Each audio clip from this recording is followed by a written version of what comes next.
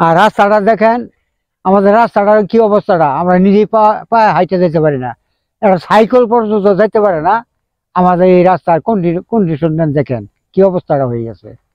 এখানে কোনো নেতা ফেতা, কোনো মেম্বার চেয়ারম্যান বা ওর পেছনে কোনো বড় কোনো নেতা আমাদের দিকে আসে না।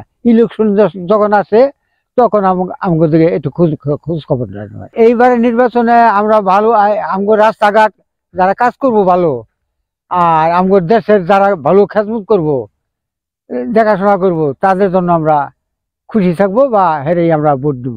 আমরা আল্লাহ বাসের মানে সুস্থ জনগণের যে সেবা সবকিছু মনে মিলে যে ভালো সরকার আছে আমরা এই দিতে চাই।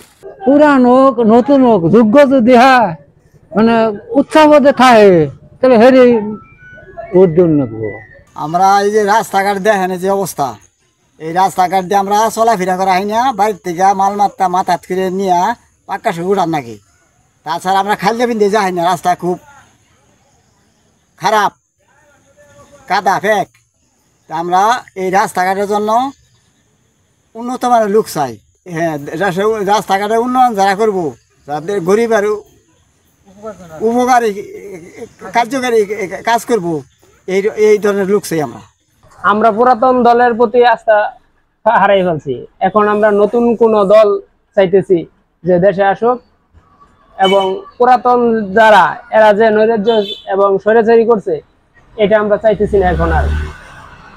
এখন আমরা নতুন কাউকে চাইতেছি,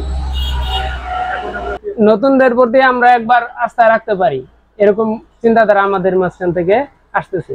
আইন শৃঙ্খলা লোকের সাথে আমাদের যে সুস্থ নির্বাচন চাই আমরা, যাতে ভোট লইয়া যান ওই পারাবারি হোরাহরি যাতে না হয়, এটাই আমরা চাই। সুস্থভাবে ইলেকশনটা আমরা চাই, যেই পাস করুক সুস্থ চাই আমরা। প্রথম কথা হলো যে নির্বাচনটা করতে গেলে নির্বাচন কমিশনারের অধীনে সকল আইন শৃঙ্খলা বাহিনী থাকে। সুষ্ঠু নির্বাচন করতে গেলে সবগুলি আইন শৃঙ্খলা বাহিনীর কাছে সেই ধরনের নিয়ন্ত্রণ থাকতে হবে জনগণ যাতে বা সন্ত্রাসী যাতে কোনোভাবে ভোটে কোনো ধরনের ট্যাম্পারিং করতে না পারে।